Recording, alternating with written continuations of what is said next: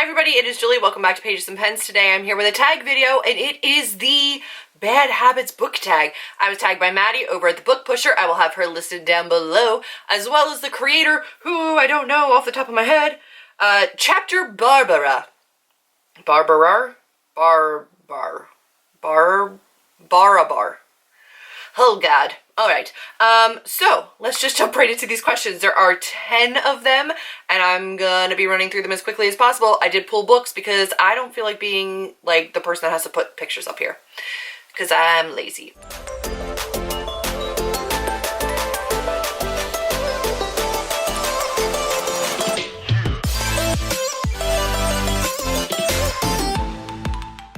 Alright, so first up is binge drinking. It's a bad habit, one that I indulge in at least twice a month when doing live shows.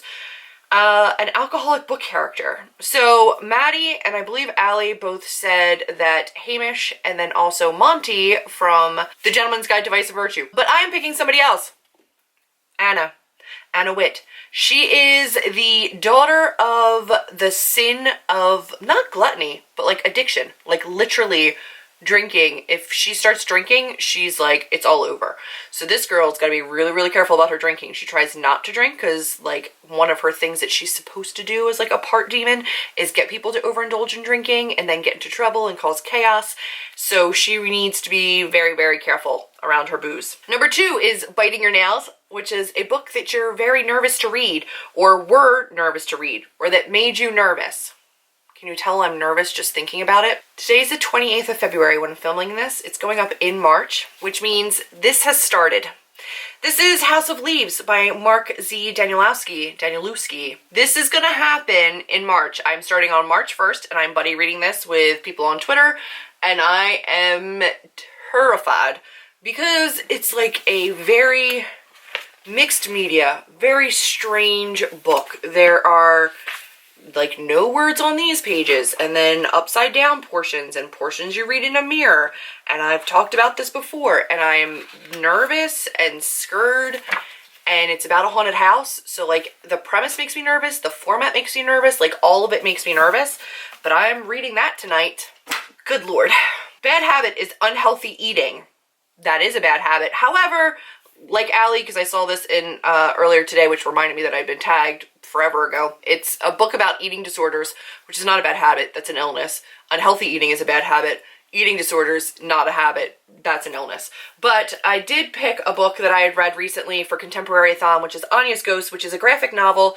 And in this, you've got a girl with body dysmorphia who definitely limits her eating, like in an unhealthy way in the beginning, and it's never addressed. Like, this is not a good representation of eating disorder in a book because it goes wholly unaddressed. You definitely see her at one point in the graphic novel looking at herself in a mirror, and she's seeing something very different than what is actually her body type. Definitely does not have a healthy relationship with eating, so I'm gonna go with that book. And then staying up late.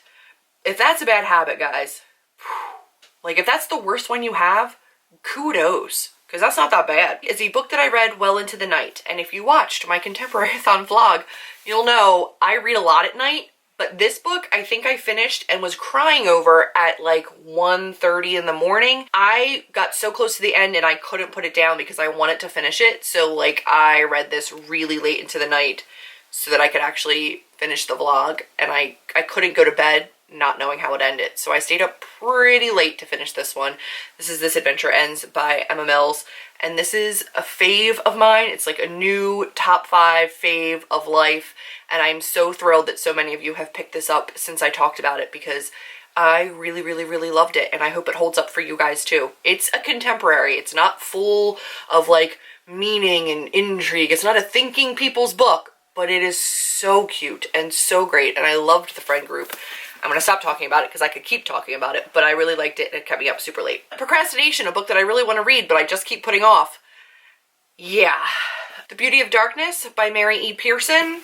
I'm this far in. I have a bookmark in here, guys. Like, it's in here, which is at page 73. I picked this up in January, and then February was contemporary month, so I didn't pick it up, and then I made a March TBR and this wasn't on it. I don't dislike this series, but I don't love it. Like, it's not keeping me gripped. And then when I get back into it, if I really dedicate myself to just reading this, I know I'm gonna love it. I love it every time I pick it up and really stay invested. But if I pick it up and put it down, pick it up and put it down, I don't think about it again. And that's a bummer because when I pick it up, I really, really love it. So I need to finish this at some point because this series has been like looming over me for so long. And I really enjoy it when I read it. I don't know why I'm dragging my feet, but I'm not finishing this like ever. So I need to get to that. And then swearing. Oh man, if that's a bad habit, I curse a lot. So this is a book in which an author or character uses colorful language. One of the reasons that I really, really loved Little and Lion by Brandy Colbert is because the characters curse. They're teenagers and they say fuck. Because you know what? Teenagers say fuck. So this one, I actually made notes in here like, yes, thank you, a YA where characters can actually curse because that's something that teenagers do. I mean, a lot stuck out to me about this book. I did really enjoy this book. Thank you for cursing in YA. Doesn't bother me because it's realistic. Smoking, a book that I couldn't get enough of, aka nicotine and/or is legit cancer. So this book is not bad. I actually really liked this book. And this is one that's not necessarily addicting, but I did read this while I was nannying in the month of February, so you can check out my wrap up for more information on this one. I should have probably been hanging out with the kids a little bit more than I was, and I would like sneak off upstairs while they were like playing or watching TV or like happy and read some of this. It's not a premise that I thought I was going to love as much as I did because it's about a girl who's like hardcore into surfing and then she moves to a landlocked area and she gets into skateboarding a little bit. I don't care about surfing. I don't care about skateboarding. I cared so much about this character and her family though. It's not even funny. This one was way more addicting than I thought it was going to be. And I'm really glad that it was because I ended up really enjoying this read. I still gave it 4 stars. It wasn't like perfection, but it was really, really cute and I liked it. Overspending is an expensive book that I bought.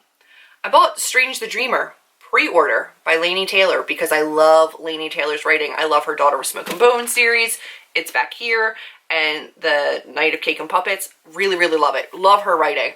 And I wanted to read this ASAP. I still haven't read this. So I pre-ordered this full price and then still haven't read it. It's not a book outlet book. It's not something I got like half price somewhere. Paid full price because I needed it ASAP and then still haven't read it, which grates on my nerves. And then Lying, a book that I lied about having read. And I don't have one of these. I think that this has showed up in another question as well, and a lot of people use like reading in school or telling a teacher that they read an assigned reading when they didn't. I was the girl who was always so terrified that the teacher would know I was lying that I read everything. I don't think I ever did that, and I don't think I've ever come on here and been like, oh yeah, I totally read that, and I didn't. So yeah, I don't think so. And then Speeding, a book that I read really, really fast. And for that one, I'm using this bad boy. This is We Were Liars by E. Lockhart, which is also very small. I reread this recently and annotated it for a Throwback Thursday, and I loved it. I read it really, really quick. I read this in like a day, like 24 hours, but I think I split it up between 2 days. But even the first read of this, I read really quickly because I think I read it in one day the first time I read it. Because I was so intrigued and so invested in the characters and in the story, and because it was so short, I knew if I stopped, like I might as well just keep pushing and read it. So I read this one really quick. I also read This Adventure Ends really quickly as well. I tend to read contemporaries a lot faster than fantasy, which is pretty normal. I also read very fast, what did I read? The Mistake by L. Kennedy, right? That's who wrote that. That was like one of those hockey smutty books, book 2 of the Off-Campus series. Read that super, super fast because there's not much to it. It's just fun. So I finished both of those. And that is everything for the Bad Habits book tag. I will tag some people down below. You guys know how I do this. I just kind of go through my feed and whoever I haven't tagged in a while, I tag. So check yourself down there and see if I've tagged you in this one. You guys know I get tag anxiety, so I can't come up with things at the top of my head because it scares me. But those have been my bad habit books. Let me know down below if you had a different answer for any of these or if you agree with some of my answers for these. I'd love to know your thoughts. And if you liked this video, be sure to give me a big thumbs up, click subscribe, and I will see all of you in my next video. Bye guys.